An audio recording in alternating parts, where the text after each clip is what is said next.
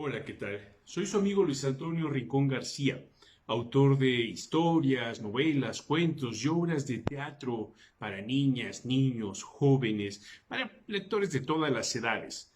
Una de las obras que he escrito, por ejemplo, es Tras la pista de azul, con la cual obtuve el Premio Bellas Artes de Obra de Teatro para Niñas, Niños y Jóvenes Perla Schumacher en el 2019 y que usted puede descargar de manera gratuita en formato PDF en las redes del INVAL precisamente.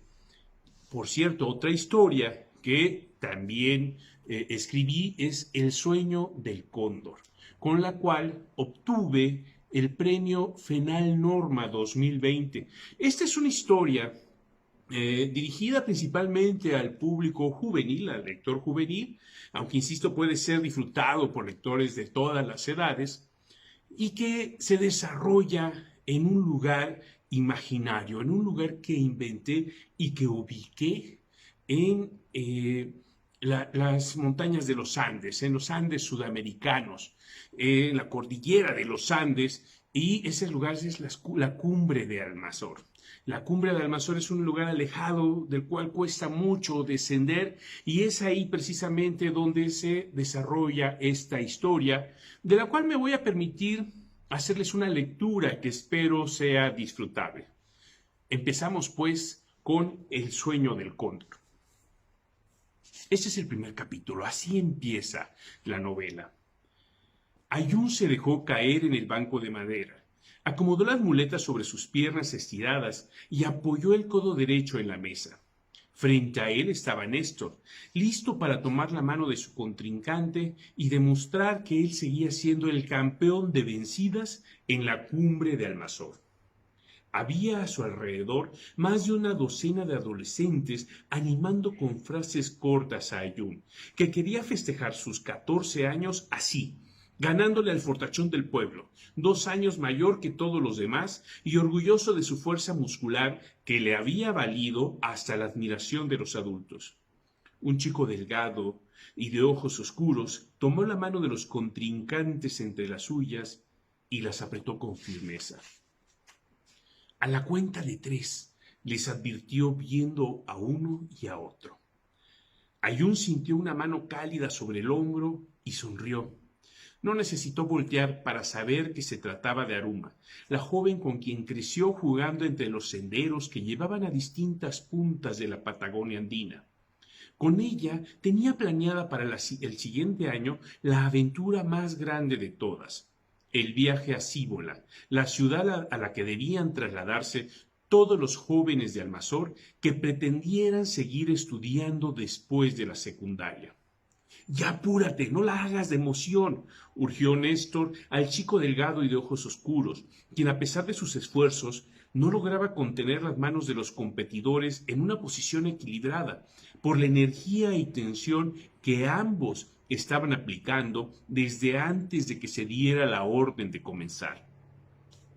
Aunque ya pasaban de las 8 de la mañana y afuera el sol resplandecía quemante, el duelo se llevaba a cabo entre penumbras, iluminados apenas por las flamas de unos quinqués.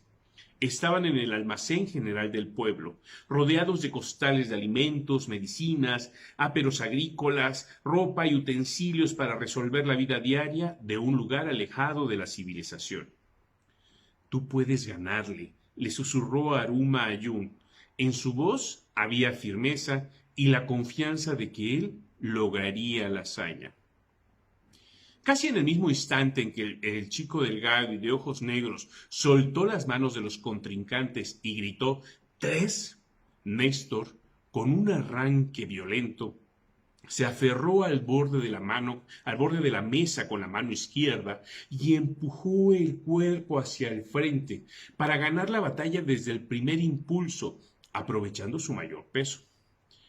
Ayun ya esperaba ese inicio y tenía el cuerpo rígido, pegado al brazo derecho para darle soporte y contener el empuje de su contrincante. Con paciencia y el rostro arrugado por el esfuerzo, esperó, sin dejar de aplicar fuerza, a que Néstor tomara aire para contraatacar y entonces ser él quien empujara con el cuerpo contraído. Despacio, Muy despacio, la mano de Ayun se fue imponiendo sobre la de su competidor. Al chico de las muletas lo animaban a gritos sus compañeros de escuela y al otro le advertían que esa vez iba a perder. Ayun se sintió cansado. El brazo le dolía y sentía un escozor penetrante en la muñeca. Sin embargo, en el gesto de Néstor descubrió motivos para seguir presionando con el alma.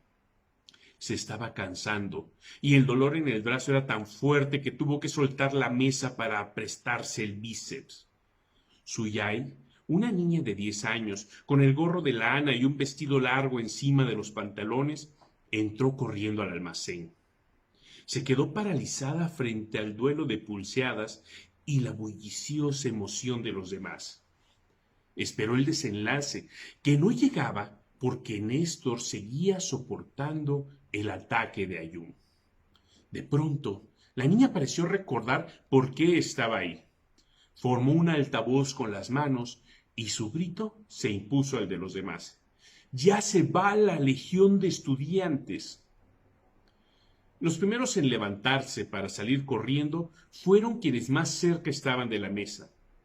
Como imantados, los demás fueron tras ellos, repitiendo incesantes: la legión, ya se van, la legión. Y en el viejo almacén de madera solo quedaron los dos contrincantes y Aruma. El público de adolescentes no pudo presenciar cómo, por primera vez en su vida, Ayun estuvo a un par de milímetros de vencer a Néstor, quien al presentir la cercanía de la mesa se sacudió el agarre y se levantó de un salto. «Eso es trampa», le gritó Ayun, airado. «Lo siento, será para la otra», le respondió Néstor, mientras se sobaba el antebrazo y sacudía la muñeca. «Eres un tramposo», le dijo Aruma. «Estaba a punto de ganarte», le reclamó Ayun. «Pero no lo hiciste», se burló Néstor, y con pasos rápidos fue a la salida. «Además, mis primos se van con la legión. Voy a despedirlos». «No lo puedo creer», se quejó Ayun, apoyando las muletas en el suelo para incorporarse. «Lo peor es que ahora van a pasar semanas hasta que vuelva a echarse otras vencidas conmigo, y como ya sabe que le puedo ganar, será difícil que acepte. Y se va a poner a hacer más ejercicio y va a imaginar más trampas. De verdad, no puedo creer que me haya soltado». «Vamos, apúrate», le urgió Aruma. «Acuérdate de que también se va mi hermano. No me perdonaré si no le doy un abrazo a Tayel antes de que salga. Y si no estoy ahí, mis papás...» Perdón, se disculpó Ayun y apuró el paso impulsándose con las muletas. Adelántate si quieres, te alcanzo rápido». «Te espero, pero ya deja de quejarte y avancemos. Te aseguro de que convenceré a Néstor de que vuelva a competir contigo. Pero ahora, apúrate». Ayun no dijo más y siguió a su amiga. Afuera les acarició el rostro un suave viento frío, como muchos que recorrían la zona aún en verano. Vamos ahora con el capítulo 2, y donde vamos a hablar un poquito de lo que se trata la Legión, que es un grupo de estudiantes, pero que viene siendo un personaje importante para la novela, aún como grupo. Todos los habitantes de Almazor se habían reunido en la única salida del pueblo que llevaba a la ciudad y al resto del mundo. Hasta los más ancianos que necesitaban de apoyo para caminar y un par de enfermos que fueron llevados en sillas de mimbre, llegaron a despedir a la mítica legión de estudiantes. Se trataba de 50 alumnos preparatorianos y universitarios que iniciaban una peregrinación de 3 días para llegar a la ciudad. Iban cargados más de nostalgias y buenos deseos que de cosas, pues había poco espacio en las mochilas pequeñas y estrechas que se ponían a la espalda para el descenso de la zona montañosa. Su partida era tan importante para la gente del pueblo que los preparativos generales comenzaban desde al menos una semana antes, cuando en una asamblea pública y en medio de aplausos, se apuntaban en un pizarrón los nombres de quienes pertenecerían a la legión de ese año. A veces, en esos 7 días de espera, alguien llegaba en la oscuridad nocturna a borrar su nombre. Un arrepentido, al que en el último momento se le esfumó el valor, o uno que perdió el permiso familiar por una fechoría recién descubierta. Cualquiera que fuera la circunstancia, borrar un nombre implicaba una gran vergüenza para el estudiante y su familia, y a nadie se le ocurría la broma de borrar nombres ajenos. Se daba por sentado que las repercusiones serían terribles, aunque nadie pudiera precisar cuál sería el castigo. Tampoco se aceptaba el ingreso de quien no se hubiera notado durante la asamblea pública. Era una norma contra la indecisión que, de ser rota, consideraban todos, mancillaría el aura de respeto que cubría a la legión de estudiantes. Para salir de Almanzor, los estudiantes recorrerían varios kilómetros cuesta abajo, lo que no implicaba grandes dificultades para quienes habían crecido recorriendo las montañas andinas, acostumbrados a los caminos empinados, a las condiciones climáticas extremas e incluso a la falta de oxígeno en el aire. El problema comenzaba después, cuando debían cruzar hacia otra montaña, más rocosa y menos amable. Desde ahí debían descender de los altos muros apenas sosteniéndose con los dedos insertos en las grietas de las rocas y apoyando los pies en las aristas de la pared. Se trataba de una batalla en la que entraba en juego la resistencia más que el miedo. Casi todos los jóvenes podían voltear a ver el vacío sin sentir vértigo. Lo más preocupante para ellos eran los dedos cansados, por el riesgo de que dejaran de hacer su trabajo de sostén y agarre. En un par de ocasiones tenían que cruzar precipicios haciendo equilibrio sobre tablones engarzados, tan angostos que apenas si cabían los pies. Antes de dar el primer paso, al más delgado del grupo lo amarraban por la cintura con lazos que los demás sostenían. Después caminaba sobre ese puente improvisado, calando la consistencia de los tablones con su peso. Si consideraba que alguna sección podía estar podrida, arremetía a golpes contra ese punto para provocar el colapso bajo esas condiciones parcialmente controladas. Al menos cada 10 años debía cambiarse algún tablón, lo que atrasaba el descenso. Era fundamental terminar el cruce de precipicios antes de que oscureciera. El resto del camino de la primera jornada era bastante cómodo. Al atardecer, descansaban en un refugio construido especialmente para ellos. Esa noche aprovechaban el tiempo y la estancia para encontrar desperfectos en las paredes, limpiar el lugar, recoger basura y darle mantenimiento al techo, de tal forma que siguiera en buenas condiciones. Comenzaban el día siguiente deslizándose por zonas de grava y arena que representaban un enorme trabajo de piernas para no terminar rodando cuesta abajo. Un accidente de ese tipo, si bien no era mortal, seguro los dejaría golpeados y con heridas abiertas provocados por los filos de las rocas. Además, era una caída que se antojaba imparable. Quienes la sufrían no podían detenerse y tenían la sensación de que llegarían rodando hasta la base del cerro. El cansancio que provocaba ese descenso con los pies sumidos en la grava tenía la cualidad de hacerlos olvidarse por un rato del último gran obstáculo. Un río de aguas heladas y veloces capaz de amedrentar los corazones de esos jóvenes montañenses poco acostumbrados a las aventuras acuáticas. Para cruzarlo tenían que ubicar un camino especial, poco profundo y sin señalamientos, que los más jóvenes debían memorizar para cuando crecieran y se convirtieran en guías del grupo. Luego se ponían overoles fabricados en casa con plástico grueso de colores chillantes, colocaban las mochilas sobre la cabeza y formaban una cadena humana que les brindaba una falsa seguridad. En no pocas ocasiones, la cadena humana era rota por la fuerza del agua y por sorpresivos remolinos bajo la superficie de apariencia calma. De pronto, Algún estudiante sentía que lo jalaban de los tobillos y antes de que comprendiera lo que le ocurría, ya estaba manoteando en alguna parte profunda, luchando por sobrevivir, porque ninguno de ellos sabía nadar.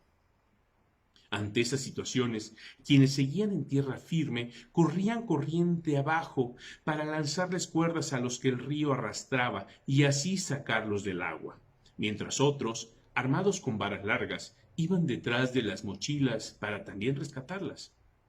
A pesar de que muchos de esos accidentes estuvieron a punto de terminar en tragedia, gracias a la pericia alcanzada con el uso de las cuerdas y a una tenacidad a prueba de adversidades, nunca nadie había muerto durante el viaje. Eso llenaba de orgullo a los miembros históricos de la Legión. La segunda noche descansaban a campo abierto, a orillas del río. Armaban una fogata, contaban sus planes y acordaban fechas y lugares para encontrarse durante el año. En el último encuentro pactado, el más importante de todos, se pondrían de acuerdo para definir la fecha de regreso al pueblo. No podía perderse esa cita quien quisiera volver a casa con la legión. Con bastante frecuencia, alguno de los estudiantes se seguía de largo, atravesaba la ciudad, llegaba a otros pueblos o a otros países y ya no regresaba. Por eso era probable que esa noche fuera la última vez que estuvieran juntos esos 50 muchachos que habían crecido en la cumbre de Almanzor. Para ese momento ya nada más les faltaba caminar una treintena de kilómetros y hacer un viaje de 4 horas en autobús hasta llegar a una ciudad enorme ante sus ojos, para entonces desperdigarse en distintas direcciones hacia las casas y edificios donde habrían de hospedarse durante el año escolar. Pocos regresaban a vivir a la cumbre de Almanzor tras terminar sus estudios. En casa nadie les reclamaba esa decisión, pues era lo que se esperaba de ellos, que crecieran en sus profesiones en tierras lejanas. Eso sí, bajo la condición de que nunca olvidaran su lugar de origen y siempre hablaran con orgullo de la tierra que los acunó. Cuando la legión de estudiantes partía era día de fiesta en el pueblo. Los despedían con música y les regalaban bocadillos de miel que les ayudaría a soportar con temple la primera jornada. Había abrazos y lágrimas por la añoranza que se viviría y rezos en lenguas antiguas que invocaban las energías del cielo para que cuidaran a los estudiantes y les dieran un buen destino. De pronto, sin ponerse de acuerdo y obedeciendo a su instinto, los estudiantes comenzaban la caminata en fila india.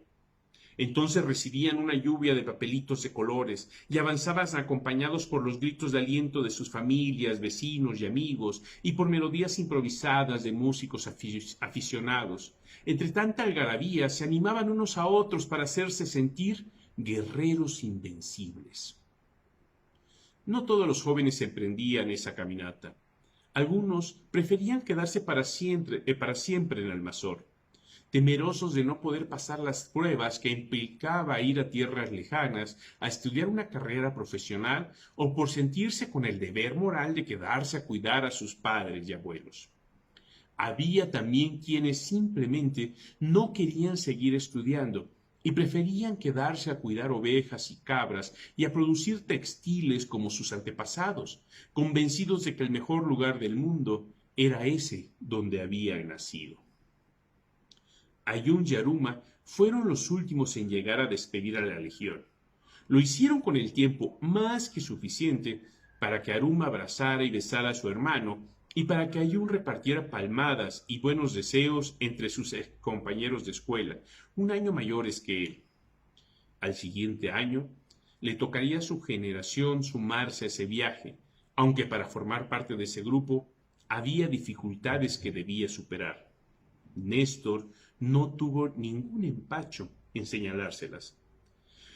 Nosotros tres siempre estaremos aquí. Yo porque así lo elegí. Tú, dijo refiriéndose a Ayun, porque con tus piernas tullidas no llegarías a la mitad del camino. Y tú, añadió señalando a Aruma, porque eres mujer. Se escuchó un rugido en el aire y el pueblo lo festejó con gritos. Era el Cerro Tronador, que transmitía el eco de los glaciares al fracturarse. El hecho de que retumbara justo mientras partía el grupo de estudiantes fue tomado como buen augurio. Aruma fue la única que no sonrió con la buena señal. Le dolieron las palabras de Néstor, y al menos en ese momento no se le ocurrió cómo contradecirlo. Pocas mujeres habían pertenecido a la legión. Por lo general, a ellas les negaban el permiso.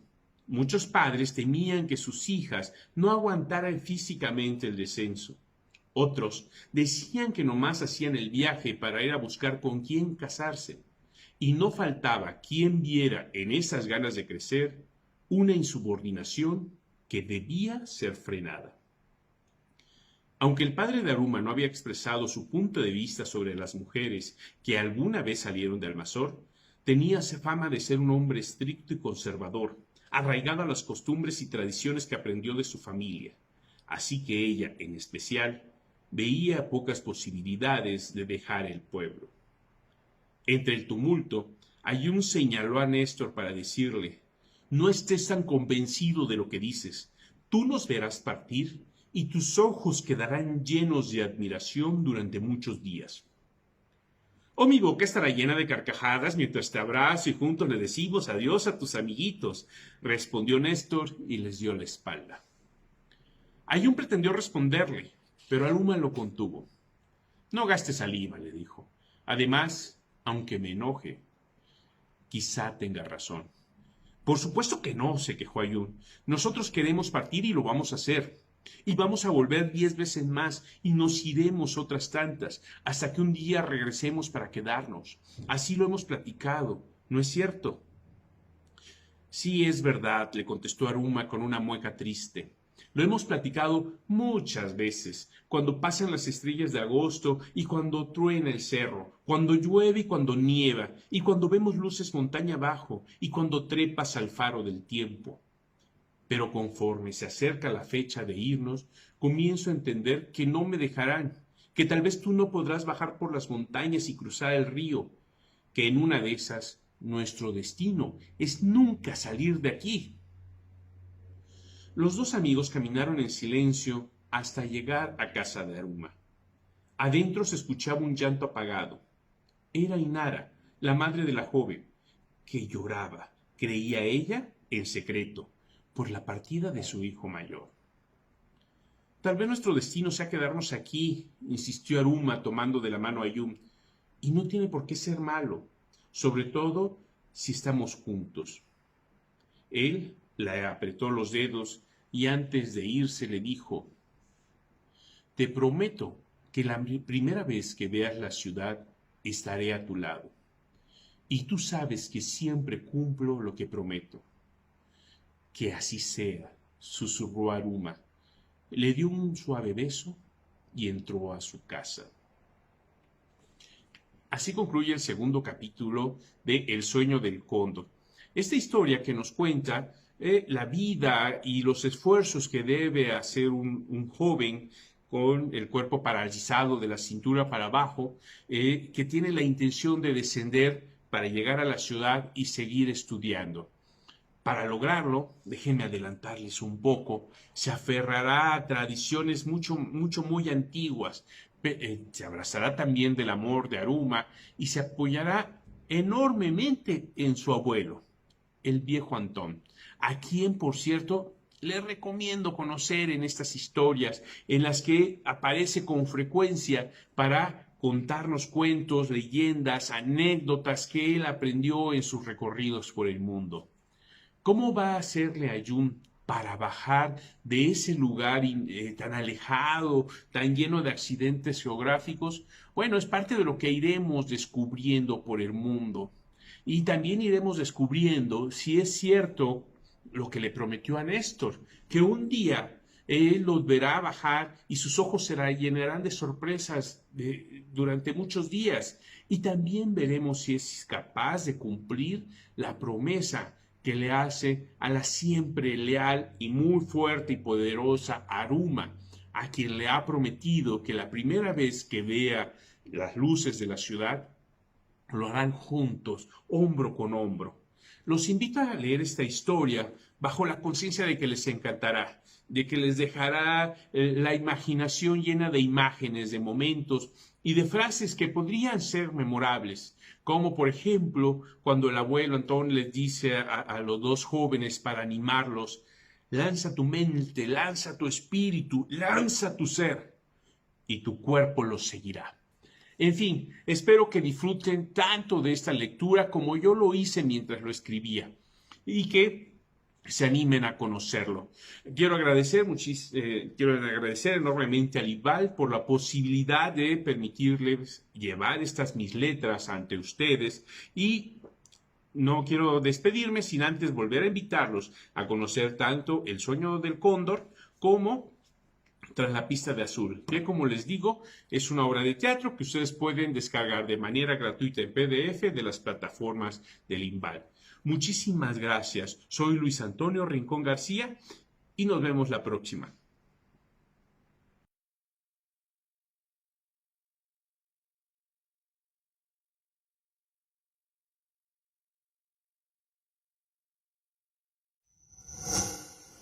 Gobierno de México.